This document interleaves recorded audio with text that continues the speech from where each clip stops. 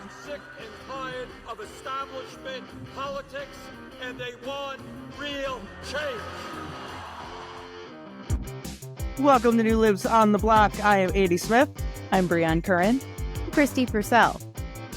It has been a week, and as you can tell, it has gotten to me, physically at least. I got a little bit of that February cold, not quite flu thing, but a little under the weather today, so apologies in advance for my voice. Kristi, Brion, hopefully neither of you are sick. How are you doing? I'm staying away from it so far. I'm doing well. I thought you were going to say, I'm staying away from you. But just it. Maybe a little bit of that too, with all the love in the world, but yeah, no germs. I don't worry, I'm in Rochester. Kristi, you have a cup of tea. Is that for pleasure or sickness? Both, always. Oh. So we're recording a little bit different time of day this time, and we all have warm beverages. So if you are listening to an audio-only version of the podcast, you are going to miss the beautiful mugs that we're all three drinking out of. Cheers. And way to plug the YouTube channel. Very, very well done. Yes. Come and see our sleepy faces. That's right. And Andy's cool hat, which I'm not even going to tell you what it says on it because you've got to go look at it to find out. Marketing genius. That's right. Well, and I will say, you asked how we're doing. So far, so good. But I have had a kid who was sick for over a week, and he did go to school today, fingers crossed, but it's been rough. It's been rough out here. Yeah. Sickness, I can't confirm, not fun. What is also not fun, it's not great, Dan. Is having to deny quorum, which we are still doing in the Minnesota House. So I was so interested in my own sickness, I didn't give an overview of the episode. So we are going to talk about everything that's happening in the Minnesota House in a moment. And then later on, we're going to talk about a really, I think, great segment trying to help people. Obviously, the last 10 days or 11 days now of the Trump administration has been very, very difficult for a lot of reasons and to a lot of people. And so we wanted to take some time to empower people and kind of go over the things you can do and also what you can't do and kind of help us get into a mental place for what's going to be a pretty tough, at least year and a half until the next election and certainly all throughout the Trump presidency. So we'll get to that in a moment. But first, we are going to talk and give you updates on the Minnesota. Last week on Thursday, Lisa Dameth, who is the leader of the GOP House Caucus, stopped showing up for negotiations. So, Brion, I'm gonna throw it to you. Give us a little update on what happened at the end of last week when that happened on Thursday. Yeah. So, what we heard after during a floor presser is Lisa Dameth was saying over and over that she didn't speak with Melissa Hortman. And it was sort of this repetitive, like there's something missing here. It was pretty obvious. And so I think that's when we saw Melissa Hortman release of the letter that she had sent to Lisa Dameth saying, hey, 9 a.m., we're ready. Hope you're going to be there. You weren't there. We want to keep meeting. And so, it's releasing these communications that typically have been just between the two parties, but sort of calling it out a little bit to like, hey, we're trying to have this conversation. Please be a part of it. And I think also importantly in that letter, Melissa Hortman stated like, let's involve more people in the negotiations. Because that part of the problem is like what Lisa Dameth was saying, like there's no one else really in the room. So maybe it's just these two parties. Let's open up. So now negotiations include some other members of our caucus as well as some other members of their caucus to, sometimes it's useful to have other voices in the room or other eyes that are seeing what's happening. Yeah. So recognizing that maybe the two leaders got to a place where they were stuck and needed some additional help from members of each caucus. So that's where things are at now in negotiations. And we've also got this element of another lawsuit. And I don't know if Andy or Kristi, if either of you want to chat about the lawsuit a little bit.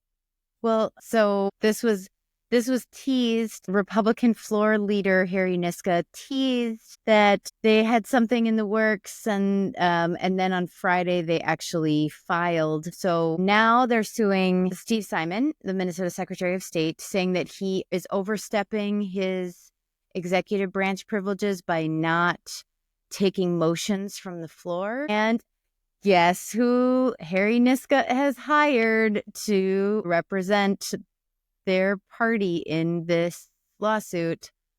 His partners at his law firm. Certainly not someone that would benefit him directly financially. That can't be correct. Oh no, still using his partners from his law firm. So we see this at every level. We're seeing this in the Trump administration, where they're just using government to enrich themselves and their cronies. And I would hope that this, would be coming from their campaign funds and not coming from taxpayer dollars. I don't think that they can right now because the House is not duly organized. Right. But it's pretty wild. And I think it would, be front page. They would make sure it was front page news if, say, one of our leaders was hiring their spouse or their law firm, even not even using taxpayer dollars. Like, that is a pretty big conflict of interest. And it's still shocking to me, even though it's unsurprising because this is how they've been operating. But have some integrity. It continues to boggle the mind. Yeah, and not forgetting that when Republicans were playing House, they passed a fake resolution, to have taxpayers pay Harry Niska's law firm that he's a partner of for their defense. So it was certainly attempted to use taxpayer They would do it dollars. if they could. They would do it if they could. Yep, and they said it out loud, and it's recorded. Yep, so. and we've seen it. And Yep. When asked about this, Harry Niska said, well, we want the best people in the business. And I think that means people who have done the bidding. I can't remember. It was maybe during 2020, Stop the Steal stuff. I think his law firm and these same dudes were suing the government for this or that. So I guess that's what makes them qualified, is election deniers and a pretty radical interpretation of the Constitution. So apparently that's the best that they have got there. So we're waiting on that case to be heard on Thursday. There's ongoing negotiations. It seems like the heart of the deal is still, there's no deal, but the heart of sort of the negotiations are still what we talked about with that letter.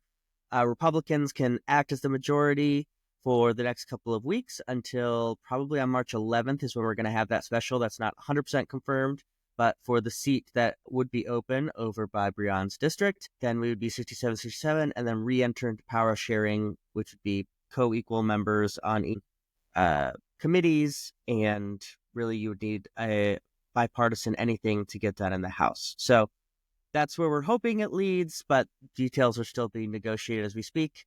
And there could be an agreement quick, as always, or there could be a longer thing to we're waiting till that special election. So that's kind of where we're at as we sit today. It's February 4th as we record this. One thing I wanted to say about that, I have just been continually impressed with the leadership, but especially in negotiations, of Melissa Hortman. So she is, she has been the Speaker of the House the last 6 years. She's the, our number one kind of for our caucus leadership in the House. And she is just such a consummate professional. And she is trying to create an option where everyone can save face and still, get some of what they want. Compromise itself, I tell my children this, compromise itself means everyone's unhappy. And the goal is everyone is equally unhappy. To see the way that Melissa Hortman carried herself in the press briefings and with the questions, and the way that she has comported herself, relaying messages back to us, and how she deals with the conflict is just so different from Leader Dameth. And it just feels so obvious to me, and I hope it's obvious to other people too, like the general public, that one person here genuinely cares about the institution, cares about protecting Minnesotans, and cares about there being a fair and open process. And the other person, people have been asking me what's the Republicans' end game? And we've tried to tackle this in an earlier episode. I don't know. It's hard to tell. And I think perhaps that's a function of them not being in power for so long. They're used to not having to come up with solutions. They just want to, throw bombs. But the way that the leadership on the other side of the aisle is approaching this versus the way our leadership is approaching this, I mean, it is night and day. And Yeah. it has given me a new appreciation for Melissa Hortman and her skills of diplomacy and her skills of negotiation and just like being an effing adult in the room. And then, the concept of like, well, let's bring Zach Stevenson and Aisha Gomez and Jamie, like, let's bring these other people and like, let's, if we're stuck, let's like get some ideas, get creative. Let's try to get unstuck. And just that, like, clearly she's working towards trying to find a solution. And that feels fairly one-sided at this point. Yeah. And in an election where the initial results were 67-67, nobody has a majority. We know that it requires 68 votes to pass anything. Like, neither party has a majority. Why can't we just agree that neither party has a majority? I don't get it. And like, we're going to have to work together. So the fact that this is like, table setting for the next 2 years is kind of wild. And they're just like, well, we just want to act like we're in the majority because, we currently are one vote up and are kind of incensed that we won't just roll over. And I think, we'll get to what's happening in Washington, D.C. But I think, I'm having a lot of people texting me being like, what are Democrats doing? And I'm like, well, Democrats in Minnesota are standing up. And again, we've talked about this on the podcast. And by not showing up is the way that we're showing up at the moment. And I don't know how we then rebuild trust and rebuild those relationships for us to govern and pass a budget in the next 2 years, not for lack of trying and really being earnest, at least on our side of the negotiating table. I can't speak for them, but at least, publicly, the statements and press releases and whatnot from the Republicans, it is disheartening, honestly. Like, we all do, the three of us work with our Republican colleagues because that's the job. That is what we do. I think some of their membership over there is equally concerned with like, well, if we're, setting everything on fire, how are we actually going to govern? And they have people over there who don't care about governing. Like, they don't, that's not why they're here. And I think that also it shows. I also kind of want to widen out talking about Melissa Hortman, whose leadership has been great. I do think at a time when, Kristi, as you mentioned, in D.C. and really around the country, people are criticizing Democrats left and right, it's worth thinking, like, we have just as much diversity in our Democratic Party here in Minnesota and in our caucus that exists elsewhere, right? Like, we represent, maybe a more progressive side of the party here in this podcast, but like, we have moderates in our party. We have institutionalists in our party, people who have been in the Minnesota House for 2 decades or more. We have this broad swath of experience and thoughts and ideas that do not always agree. We've had real conflict within our caucus. And yet, all of us, age differences from our 30s to our 70s, are members in this caucus. Like, we represent sort of the spectrum of the Democratic Party, and yet we are able to unify in this very aggressive, legal, and completely acceptable, but still somewhat extreme tactic of denying quorum, and hold strong now for whatever it's been, 3 weeks or so, and support one another completely. Now, that's not necessarily been true outside of our House caucus, even in Minnesota, but generally I think we have. And it really is a model of, like, some big tent parties can work together when we are led well, when we communicate well, when we understand each other. But there are people within our caucus that I disagree with on issues all the time, and they would say the same thing about me. But we have our eye on the ball of what's best for the state of Minnesota and what, like, clear-eyed what the state of play is. I think it's worth saying in a time when it feels like nationally the Democratic Party really is searching for that unifying message and theme outside of just being against something. And I have some ideas of what that could be, and I'm sure we could talk about those. But I think in Minnesota, we're showing that, like, you still can unify around strong things. And I think that's a really good thing to remember and to say again and again to people who are watching this situation. I think one thing that is really great about our House DFL caucus is that we're united in despising fascism, right? Like, and folks may not want to make the connection of the Minnesota House and what's going on with the Trump administration, but these things are connected, if not directly. Trump's not telling the House GOP, right, to do this. That's not what I mean. But what's happening is grabs for power, avoiding the proper channels that are meant to be followed to govern our state and our country. And if we don't stand up against those attempts, fascism will take over. And so, I mean, this is just another piece. This is a way that Democrats in Minnesota are standing against it. And it happens sometimes, chipping away little by little. And what we're seeing at the federal level is, big swipe, which we're going to talk. So I think that's a good place to leave it for this week. Obviously, we will keep you updated on what's happening in the Minnesota House. As we said, could be that we don't have to deny quorum and we're going back to St. Paul next week. It could be another month or so until the special election. We're sort of waiting and holding. We will not negotiate away democracy to get back to St. Paul, but we really want to get back to St. Paul so we can start working on budgets. So that's honestly where we're at. And we will be there until democracy is off the table as far as a negotiating strategy.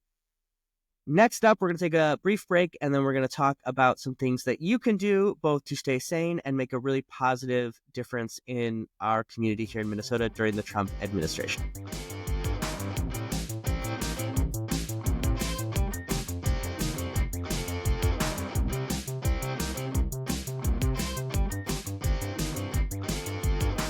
Okay. So we had actually finished. Literally, we're done recording this episode, and some news dropped that we thought we should cover. The House Republicans have just upped the aggression once again and have announced that as a party, they are seeking recall elections against every single one of the 66 DFL House caucus members. So obviously that's the three of us and 63 other Democrats in the Minnesota House that are duly elected, I assume, including Rep. Tabke. Anyway, we thought we should mention it. First thoughts, Kristi, how you feel? Recall coming your way? These clowns. I have a rock star friend in Duluth, and he was like, I've always wanted to say scram, clown. And so that's like a thing that my kids and I say now, because that's what Leon, it's like his favorite thing. So that is the first thing that came to my mind. Was like, scram, clowns. Like, Get out of here. What are you doing? This is so silly. And this is like not the behavior of folks who want to come to the table with good intentions and leave with a deal and negotiate. And so I think we're seeing these desperate tactics of suing, basically throwing a fit in the media, trying to get more attention to the cause. And I will say that the process of recall it's not just like 25 signatures, let's go. It's the whole process. And I would argue that there's a better case to recall all of the Republicans who participated in the coup 3 weeks ago. I think there's probably a better case to be made for them because they took the oath of office, immediately broke it, went against the Constitution and our laws. Feels to me like is maybe more salient. Now, are there districts where we could recall and get a Democrat in those seats instead of a Republican? Maybe. Are, the three of our districts those? Probably not. So a part of me is like, come at me, because we all just won those elections 2 months ago. And I think with the chaos and with the uncertainty and the angst that is coming from the federal government, I don't think it's a great moment for Republicans to ask the people and be granted more power. So this is a media, circus, hence the clown reference. But it's going to get covered in the media, so it's good to address it. But I can't imagine that this will actually lead to anything. This is just them being clowns. Yeah, and I'll add that the process of recalling is something that community members do. This is something that voters do. And when recalls have been discussed since before session even started on January 14th, there were threats to recall specific members, all members. There was already a recall planned for me the first day of session. There was a date and time set before session even started. But important to point out that this is something community members do, that community members have a right to do. There is a process. It does not just require 25 signatures as advertised. That is false advertisement, my friends. But we have a political party who is trying to take that power and use it for themselves, again, not through the will of voters, but through an established political party. And folks on our side too have said, well, what do recalls look like against Republicans, right? Like, would we have a case for malfeasance against certain Republican members? And that could be argued. I'm not saying that anybody's planning this on the Democratic side, because what we concluded is that it's not up to us. We're the elected officials. We are, part of the DFL. If community members want to recall someone, that is what voters do. That is what the community does. So this is once again an attempt to grab power that does not belong to them. Yeah, I think that's 100% spot on, that it is once again something that is not within their power that they are claiming to do. I think even in the press conference, they said, like, we are going to initiate recalls. And it's like, that's not what you do. And like, people have, as you said, Brion, people have asked me, like, especially on TikTok, because I've mentioned that people are trying to recall me in my district. And they're like, can we do that to them? And I was like, I'm not going to do anything. I'm not in that district at all. I'm in Rochester, Minnesota. I'm technically represented by me. And so I'm not going to recall myself. That's my first thing. And secondly, like, it is those communities decide. The whole idea in this representative democracy is that those groups get to pick who represents them in St. Paul. Now, if they are upset about that or whatever, they can start the process. Literally, it's a Google search. You can see on Secretary of State's website, like, how to start one. Because, again, it should be easy if a community wants to do it. It's easy to start, not easy to execute, because you have to make sure that, there's always going to be disagreements in a group of 45,000 people about who should represent them. But if there's enough momentum to say this person doesn't represent us, then they should be able to do it. So, yeah, I'm with both of y'all. Like, I think my community trusts me. That's why we won our elections. We just did this 3 months ago. We've been very clear with them why we're doing what we're doing.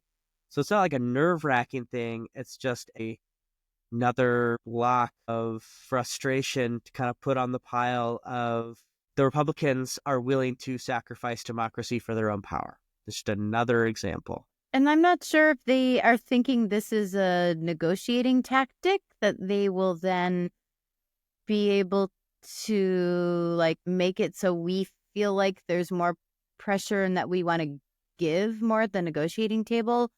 But I think, the three of us found out about this 10 minutes ago, and we're already, like, rolling our eyes of just like, Yeah. this is not how this happens. The threshold for a recall, you get the 25 people and you file the petition, but then the court has to approve it. And then you have to get 25% of all the voters from the previous election.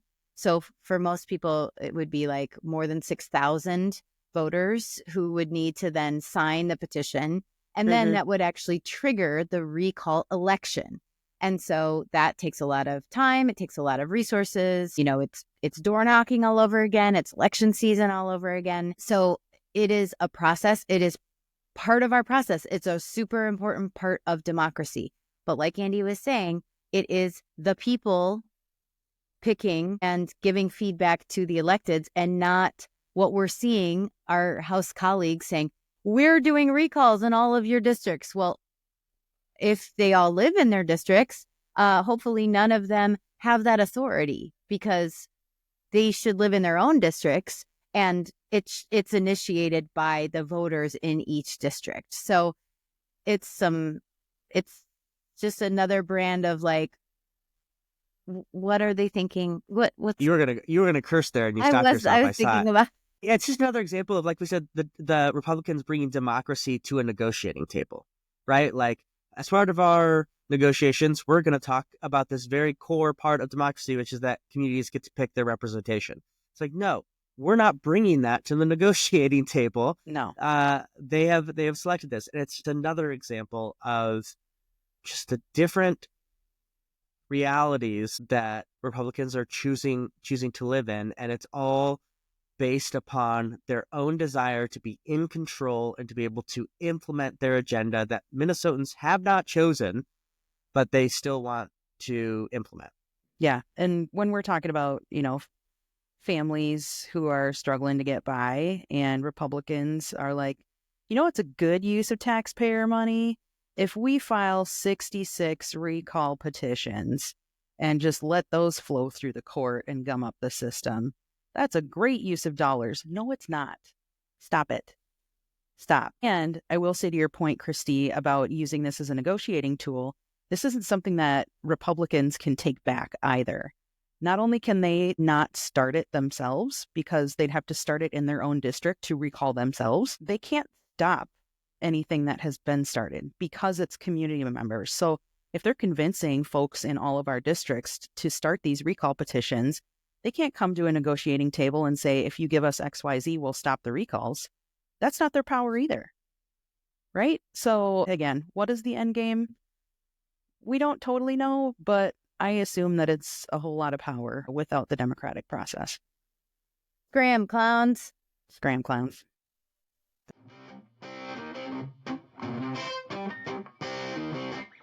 Welcome back to New Libs on the Block. We have all had a rough couple of weeks with the Trump administration coming in, and even those of us who are braced for the worst, I think we're quite expecting to read headlines about potentially the getting rid of the Department of Education or complete ban on trans people in the military the first couple of weeks of the administration, and so many other things that we've talked about, many people have talked about. So we wanted to do a section just on an honest, like, what do we do with this moment? Because we understand what we can do as representatives at a state level is different, and even like provide some level of comfort and fight that most people don't have. And so we wanted to just talk openly about like what we can do. And we reached out to some of our partners or people in our community and asked what they would want us to talk about. And so this is what we're offering to you in this block of the show here. Now, this is not going to be exhaustive, and there will be,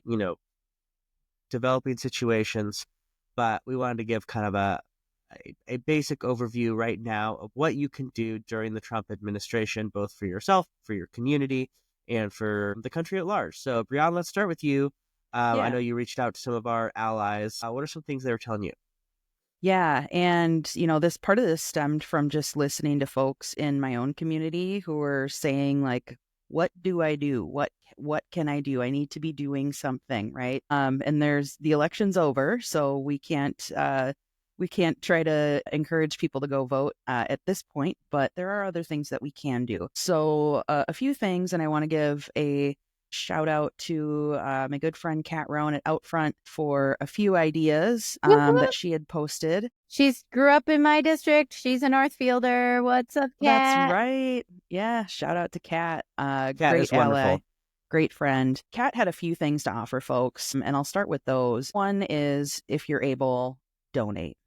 There are still a lot of active, wonderful groups and organizations out there who are doing hard work, helping people directly who have needs right now today, and people who are directly impacted by these executive orders that are coming out. And, Andy, you had mentioned, as elected officials, there's sort of certain levers that we can pull and things that we can do, like denying quorum to try to, do our part in Minnesota. But what folks in our communities can do is contact their elected legislators and encourage folks to be outspoken. When there's a vote coming up on something, encourage your legislator to do the right thing. We had a vote a few weeks ago where our Minnesota state senators even took a vote that was not great. And, that vote collectively in Washington, D.C. resulted in, trans kids losing health care through military families. Make sure you're contacting your legislators and talking about what's important to you. And I would also say, don't assume that we know everything that's happening either. Right. I had an issue this week where our school district, thankfully, actually had a great email about making schools safe places, even from potential federal agents coming in. And I had a parent who contacted me and was like, what do you think about this? And I was like, I don't know what you're talking about. I don't get emails from the school district that were meant for parents. And so they sent me that, and I was able to see it and talk with the school district about how better, I can communicate to that. So like, we have to all be on the same page and communicate and encourage and be challenged, including us on this call, about stuff to be outspoken over the next 4 years. So just to chime in there. Yep, absolutely. We don't get those pieces of information directly sent to us. We have to find it out from our community members. So when you've got information and you think we might know about it, just send it our way anyway, and we can have that conversation. Another thing that folks can do here in Minnesota, we're lucky that we have an attorney general and governor who do share values that are totally opposed to what Trump is trying to do. So we've had an active attorney general already combating some of these executive orders. But for folks in other Keith states, Ellison has been incredible. We should just say, I think we all agree there, like he has already initiated and joined so many fights against the Trump administration. And here in Minnesota, probably most people listening to this know, Attorney General is an elected position that will be up in 2 years. And last time, Keith Ellison was much closer than all the other statewide races for a lot of reasons that I think are unfortunate. But like, he has been an incredible Attorney General, not just here. I mean, he's gone after things that go after consumers. I mean, he's been really incredible. Student debt, medical debt, a lot of stuff. Antitrust. Antitrust right. stuff. He's one of the best He's been an incredible state Attorney General in the country on fighting against monopolies. Like, he is truly the people's lawyer, and he deserves his flowers. I think he has been the most proactive that I have seen between the election of Trump. I mean, he was trying to be proactive before the election. And certainly, maybe at a time where our governor was licking some wounds for, not winning the vice presidency and going to Washington, D.C., Tim Walz kind of disappeared and laid low, which, he gets to do. He's a human. But we saw Keith Ellison really step up, and his whole team at our attorney general's office is really phenomenal. So big ups when people are like, who are the Democrats doing stuff? And I'm like, look no further than our state attorney general. And that's worth, again, what Brion said about contacting us, because we have a line to the attorney general's office to say, we heard about this in our community. Do you know about this? So all of this is important when you have a government like in Minnesota currently that is truly trying to protect its people from harsh and bad policies federally. Right. And so for folks in other states, encourage your attorney general, your governor. Hopefully they're at least supportive of protecting democracy. But we know that not all states are as lucky as Minnesota to have folks at the helm who are good at their job and proactive in preventing harm to our communities.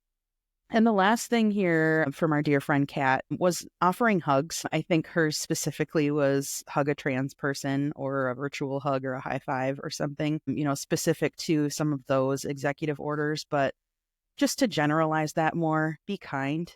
Don't forget about kind gestures, words of support to especially your friends and family members who are deeply affected by some of these executive orders. And I want to, take this moment too. I keep having to remind myself that executive orders are not how we govern. And Donald Trump can write down whatever crap he wants on a piece of paper, and that doesn't make it law.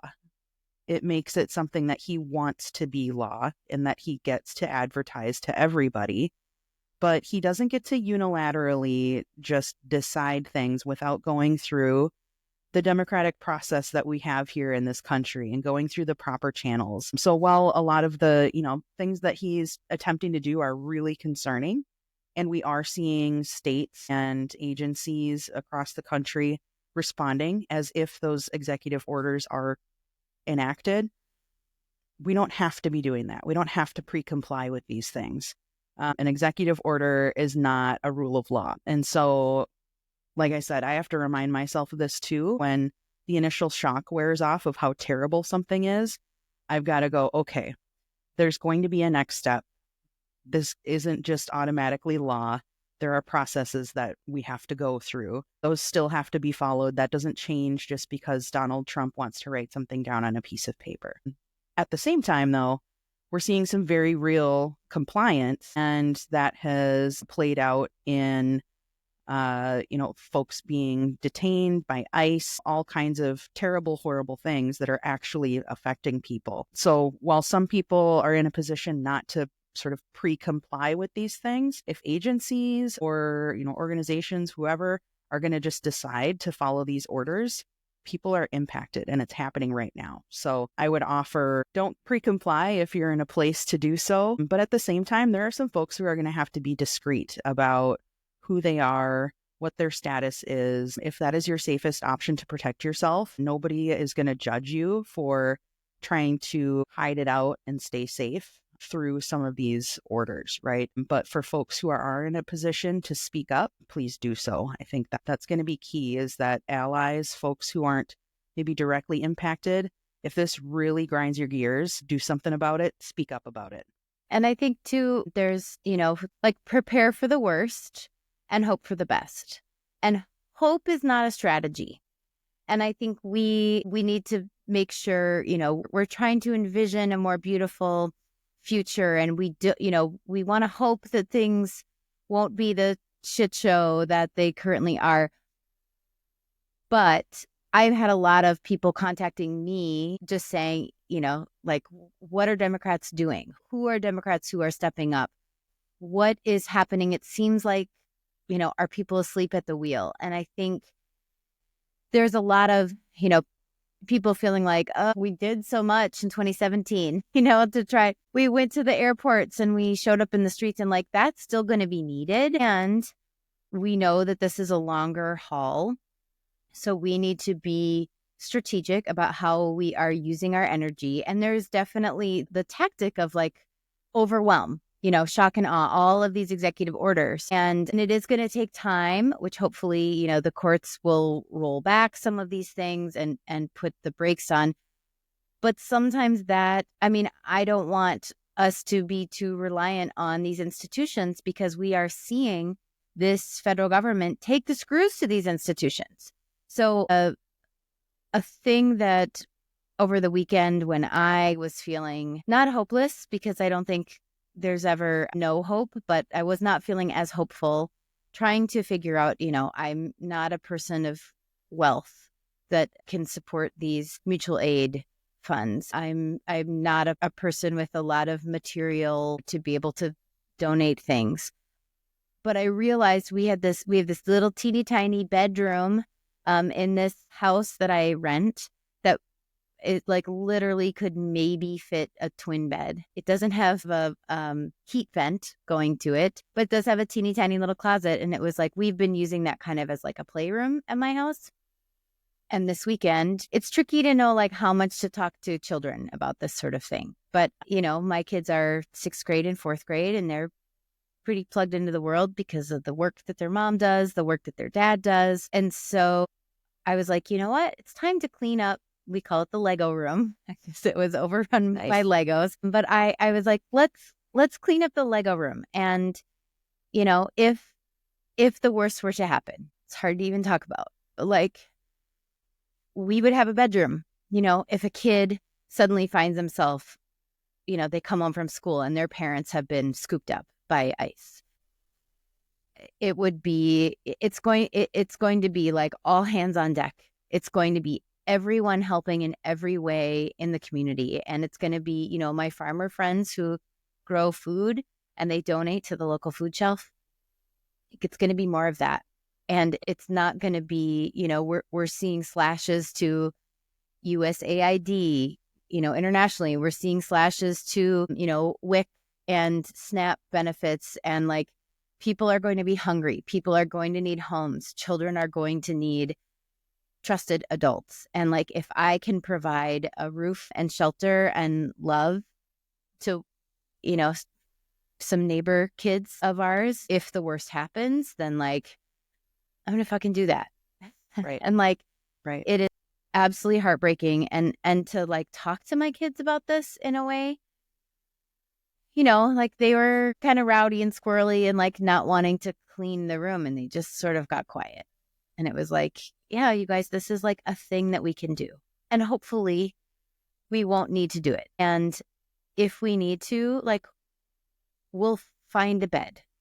Like I can put the word out. I have enough like social capital that I can put the word out and say, hey, does anyone have, a twin bed? That's literally the only thing that would fit in there. And, my kids are with me half the time. And so the other half of the time, I have 2 twin beds for them for when they're with me. And like, is that a thing that a family could move in with us, part-time, short-term, whatever it is. And I was thinking, actually, we think about the story of Anne Frank and not at all like saying that these are exactly the same, at least for now. Did hear an announcement last week of wanting to send immigrants to Guantanamo. We've heard people, have rhetoric around it's not just illegal immigration that's the problem, it's immigration, period. So we have seen comments made, not dissimilar to the camps that were set up in Germany under the Third Reich. But right now, I'm not equivocating those things, but thinking about the families that housed Jews and, like they were hiding them in their homes and making sure that they were fed and making sure that they were safe. And it didn't quite connect with me until we were cleaning out.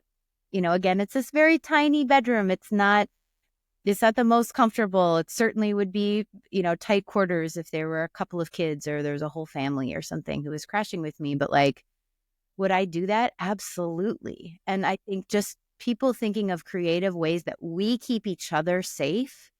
And I think not only hug a trans person and the trans and non-binary folks that are in our caucus are some of the best huggers. So I feel really glad for that. And also, one of my besties here in my community is a trans person who also like, one of the ways that we're friends and show up for each other is hugs and, sharing cocktails and walking our dogs and all the things. So like all of those things are important. And whatever that hug looks like, whether that's, if you can buy a gift card to the grocery store or, a restaurant to have a night out. And there's just so much fear, and whatever it is that you can do, whatever that hug looks like, big or small, I think just showing up for people right now, and especially, locally, in your neighborhood, in your family, in your precinct, in your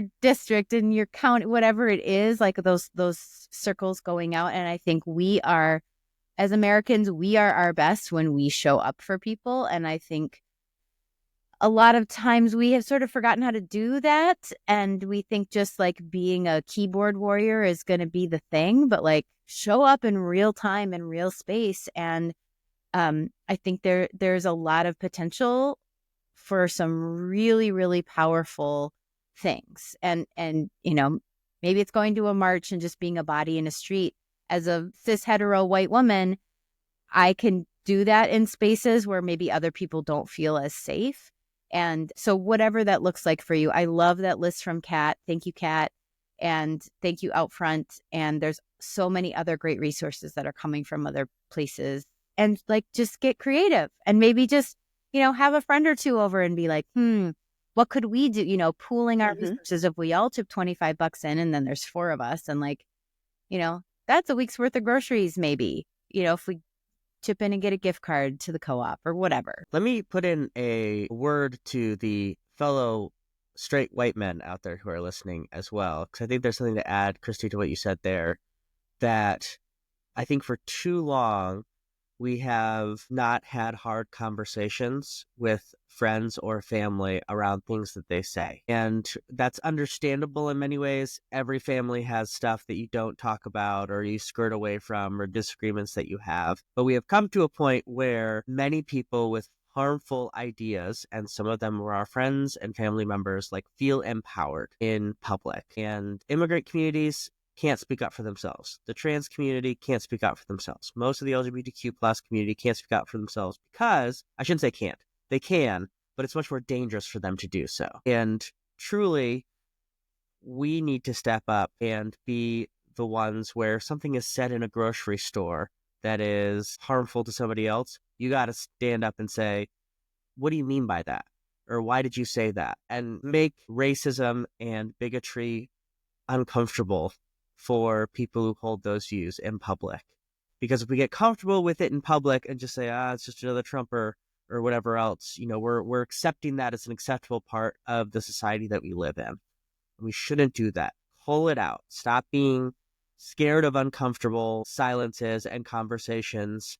Now, I'm not saying at all to start fighting people in public, but there's this middle ground between quiet and violence that I think for too long we have not embraced bravely and with courage. And I'm speaking, I've told my story in this podcast before. I have a largely evangelical family that sort of harbors a lot of these very harmful ideas, and to start making that uncomfortable. I'm not saying everything evangelicalism. People know what I'm talking about here. Yeah. And that is also a very big part of what we need to do in this moment to defend and encourage publicly those groups that are currently under attack. Being uncomfortable is not the same as being unsafe. And I think people who have marginalized identities right now are quite literally potentially unsafe. And so those of us who can get a little uncomfortable, we need to. And I would say, not just out in public, but a lot of our discourse happens, and this is a problem, and we talked about this a little bit, I think, on the last episode. A lot of this discourse happens online. And if you are a person who wants to, get into it and you're a white man on the internet, please, don't be a troll and don't be an asshole, but to genuinely try and engage. And it is probably futile. But I think to at least have some folks be having to be questioned, and maybe they think about it a little bit more. I have one woman who posts on every single thing that I post on Facebook, that I'm Antifa and fascist and anti-American. And genuinely, I'm should I invite her out for coffee? Because I really just there's a level of disconnect that can happen when you are behind a keyboard. And we know that non-binary people, women, people of color, LGBTQIA people are especially persecuted in those online spaces because people feel so empowered and emboldened, and there's enough sort of anonymity.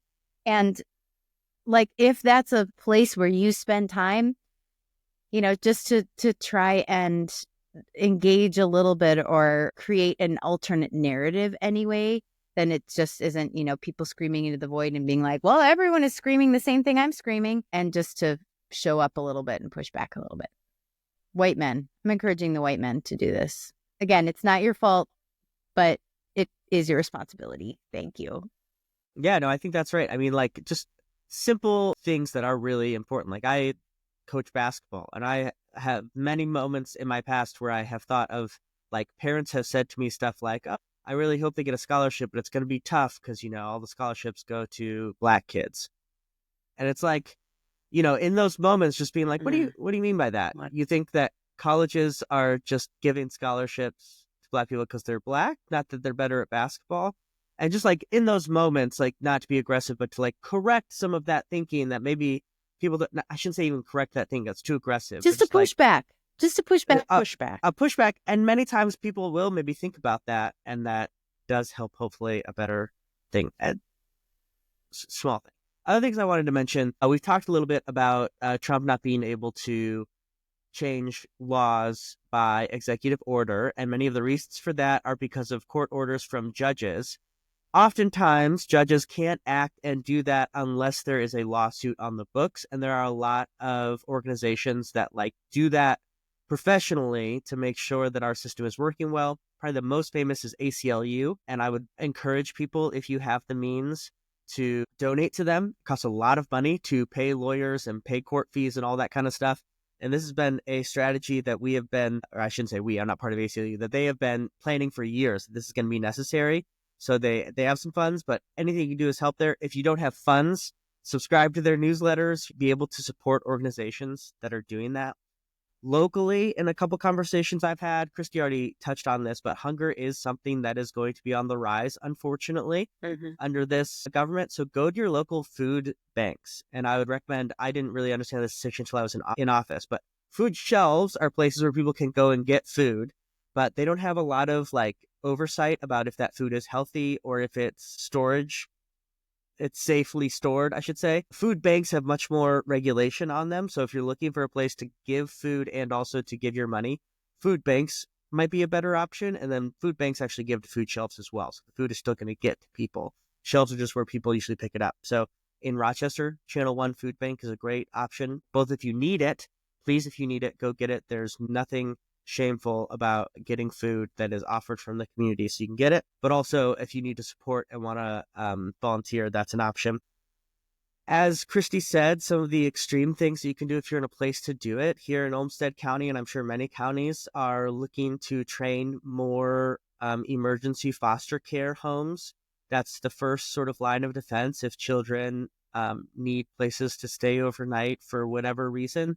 And we're always kind of on the borderline of needing that, like in an emergency setting. And if these mass deportations do take place, that will be someplace that will be needed. And then just one final, I wanted to shout out some organizations here in my region that are not often talked about just because it's a local region, but I think is good on this podcast. The Southern Minnesota Regional Legal Services, as well as Southeast Minnesota Interfaith Immigrant Legal Defense.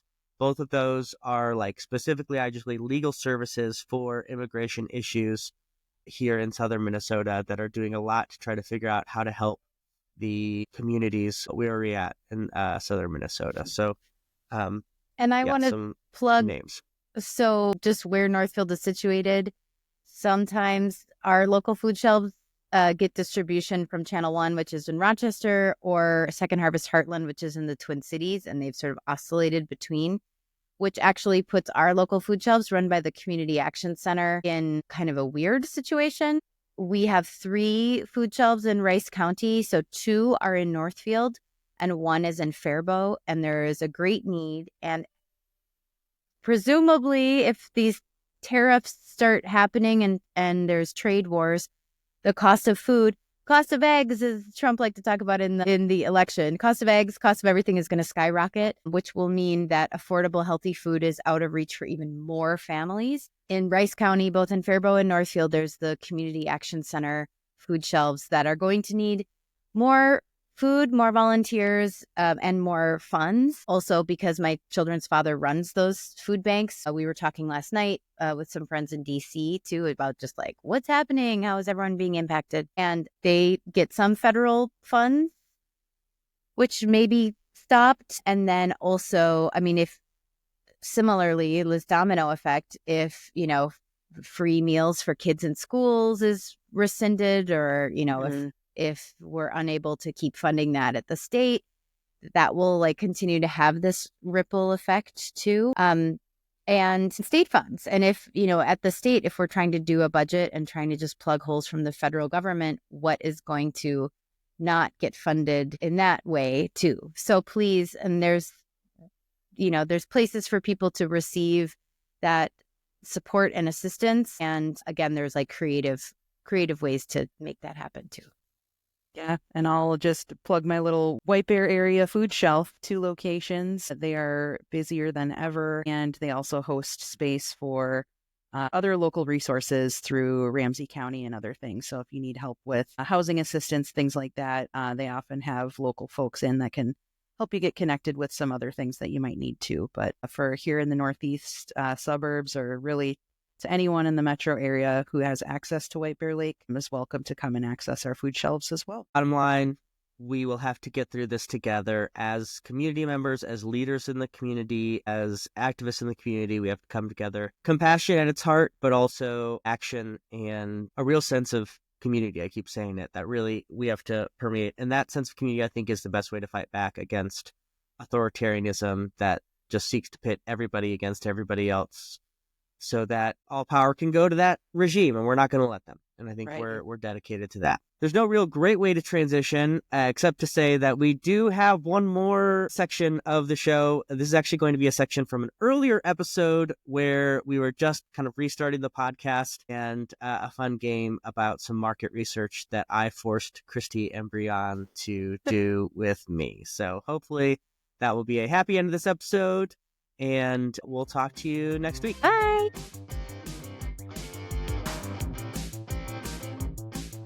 All right, Kristi, Brion, we are back, which means that I'm once again able to construct games to make you guys look foolish. Are you ready for Sure. our first Sure. game back in the saddle? Always. Let's do it. So excited. Okay, so we are obviously now back in the podcasting game. We've been out for a long time, so this game is going to be called Market Research. So we are going to, I don't know, I felt like I needed a sound effect. Maybe not. Leave it in. I have picked out a couple of podcasts from the Spotify top podcasting rankings.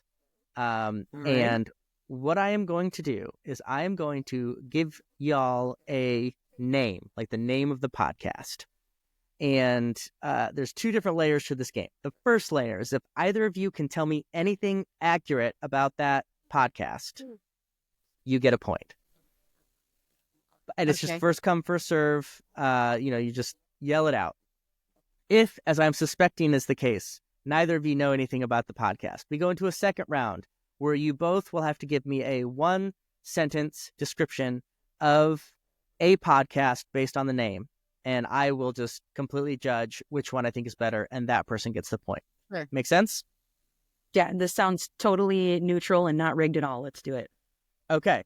These are all in the top 100 podcasts in the world. These are big deals, getting millions of downloads a week. And I'm sure you all know it, but let's see how it goes. Everybody ready? Let's do it. Let's go. freaking go. All right. You Let's guys see. sound pumped. Okay. The telepathy tapes. No idea. Okay. This is the So number this is one a- podcast in the world right now. The telepathy tapes. Neither of you know anything about it. That's fine. No, I'm but gonna So the telepathy tapes is obviously most popular in the world, as you said. So everybody knows that the telepathy tapes podcast is a podcast about how difficult it is to be a telepath and the emotional roller coaster, that it is. That's what it's about. Excellent. Your beginning of that answer really sounded like Michael Scott on The Office. Do you know that episode where he's just like, every time, I think, when people ask me that, without question, I always wonder, perhaps, maybe, every time, that's kind of... Anyway, sorry. Kristi, give me your So best I the think telepathy tape. this sounds like a British podcast, and it's like very well-mannered, well-spoken Brits who are reading the minds of other Brits because they don't do a great job communicating, very similar to Minnesotans. So the best way they have is to just try and telepathically communicate with other Brits. Ooh, that was pretty good. I wasn't sure about the British angle, and then you kind of looped me in there at the end. Being a telepath. I'm just going to go with my gut. Well, first of all, I should say both of you Of course. absolutely got this wrong. So, but Fair. the point that I'm going to give, I think the point to Kristi, which surprised me. I was sure Brion was going to win, and then the making Brits and the coldness of Brits and Minnesotans come back to this was very, very strong. In actuality, the number one podcast in the world, Telepathy Tapes, it's a new one. This is the description in Spotify. In a world that often dismisses the extraordinary as mere fantasy, the Telepathy Tapes dares to explore the profound abilities of non-speakers with autism, individuals who have long been misunderstood and underestimated. So that's the number one podcast in the world. I don't know if it's good, if it's exploitative, no idea. So I'm not commenting on that podcast at all, but there you go. That sounds super interesting and something that I want to check out, actually. You should be able to find it. It's the number one podcast in the world. Not gonna lie. Wait, that's the name of the podcast. Not gonna lie. Correct. Yep. I feel like I should take first stab since Brion went last time. Not gonna. So you're saying neither one of you know anything about this actual podcast? Okay. Okay. Okay, go ahead and try Not to lie gonna to me. lie is very similar to this game right here, where people just spin bullshit. I mean, just this part of the game. The whole podcast, we're being very genuine and sincere. Just this game part of the podcast. Okay, I deserve that. Brion, what do you think it is? Oh, man. All right. So the very popular podcast, Not Gonna Lie, is presented to us by a group of people who are highly invested in honesty, right? And so the podcast discusses things that people like to lie about, things that you might tell a person on a first date, or what your political beliefs are, and they dissect those and just give their honest opinion about it. Not great, Brion, but you Better didn't than insult mine. my Pretty bad. game Better than mine. right to my face. So Brion gets the point. 1-1, everybody. What Not Gonna Lie actually is Kylie Kelsey's podcast, who is married to Jason Kelsey. Despite her best efforts to maintain on the sidelines, being part of football's favorite family means the world has found out about Kylie Kelsey. And I think she just talks about her life and stuff. So there you go. That's also a new podcast. Number 6 right. in the world. 6 in the world. Okay. Next up, Rotten Mango. Brion, you give first stab. Oh, yeah. Yeah. Oh, yeah. Absolutely have heard of this. Listen all the time. Again, the rules are if you know anything about the podcast, you can chime in right away. Have you met us? I feel like you guys are just Have you giving met up us? on that first round. So you both missed it. Now, Brion, go ahead and try to tell me, Rotten Mango, what is that about?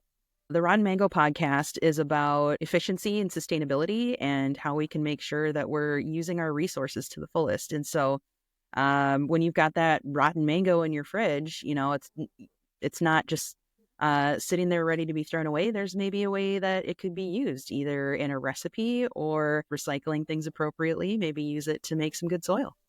Okay, got it. Unexpected. I like that. Kristi, again, you guys are kind of bending the rules here. One sentence. Brion, that was one sentence, but there's a lot of ands in there. Kristi? The Rotten Mango podcast, popular the world over because it is about the South Asian diaspora experience across the world and the foibles therein. Oh, boy. Okay. I can give this one to Brion again. The Rotten Mango in the fridge really got me there at the end. But Kristi, you're getting close here. I feel like you were just throwing adjectives towards me at the end. Okay. What it actually is, and this one's huge. So it's number 10 on the charts internationally, but its video podcast is 21. So both its video and audio are separately represented on this. Just a ton of people must watch There's this a thing. lot of South Asian people. Rotten, So this is what it's actually. Rotten, but still a little sweet. Rotten Mango is a true crime plus all things spooky podcast. We love doing deep dives into the darkest crimes, and we tend to not leave out any details, which can get a little rotten at times. Honestly, both of you are more creative with what the show was than that, but that one's obviously being very successful. We're doing great. I think this is great. Don't worry, we have so many more. Great. that Call her one, daddy. I know because Kamala Harris was on it, and it's the woman who she's younger than us, and she is very successful both video and audio podcast.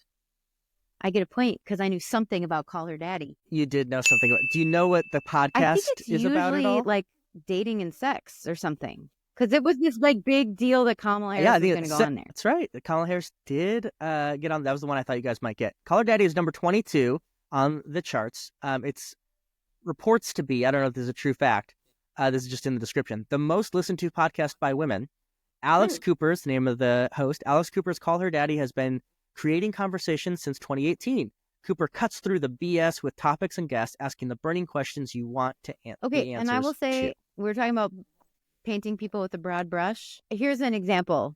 The number one most listened to podcast for women and is number 22. So, like, what are we saying? It's like women don't listen to the top 20. Anyway, just a little peeve. Just feel a little peeved on that. Take it up with Alex Cooper, who apparently is the person in charge of that one. Here we go. You guys ready? Yeah.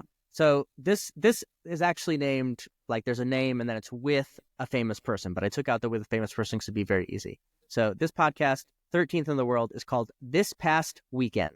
I got Anything nothing. about this past weekend? All right. So we are tied right now 2-2 after Kristi's last one. But Kristi, you're up. Try to lie to me about this past weekend with Kylie Jenner talks about all the drama from the hills of LA and spills all the tea. Good. Brion? Yeah, this past weekend is actually a popular podcast from a small town in Nebraska where a family talks about the trials and tribulations of farming. Brion's just always bringing it back to agriculture. Love it. But Kristi, you actually pretty much got it right. So I'm actually going to have to give you the point there. It's not Kylie Jenner. It is Theo Vaughn. And actually, this is one of the podcasts famously that Trump went on. So it's just what happened this past weekend and sometimes what happened on the other days. So it's like a pop culture, like what Theo Vaughn is a comedian. But yeah, so 3-2. Don't worry, there's still one more, and then there's a tie-breaking round if we need it. Everybody ready? This is called Murder with My Husband.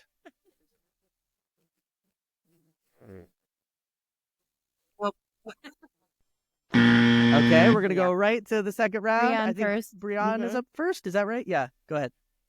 Oh, yeah. Murder with My Husband is a podcast about a serial killing duo who just never gets caught. Okay, and Murder with My Husband is me trying to explain because my husband won't listen to the podcast. This is me trying to then retell poorly about different murders that in a way that he can understand. Ooh.